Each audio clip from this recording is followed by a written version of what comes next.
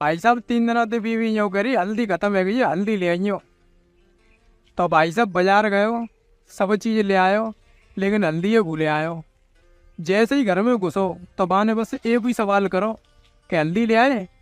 तो मैंने बातें कही, यार सब चीज़ ले आयो लेकिन हल्दी ये भूले आयो। भगवान कसम खा रहा हूँ, ऐसे बेलन फेंक के मारो है, टाँट फूट गई है। जैसे ही घर में तो बाहर निकलो तो गली में एक चाची बैठी, बेटा कायते लग गई। मैंने चाची जीना पे ते जाए परो, खोपड़ी फूट गई है। तो चाची ने पता कहा कही, हल्दी लगा ले तो बेटा। भाई साहब बाजार गए हो, डॉक्टर की दुकान पे इंजेक्शन लगाया तो दवाई गोली दे दी। जैसी दुकान में तो निकलो तो डॉक्टर साहब ने बोली कि भाई साहब दूध में हल्दी करा के पी ली हो। अब इतने जी को बतावे, आज अगर हल्दी होती तो जी बीजू ही नहीं बोगत हो।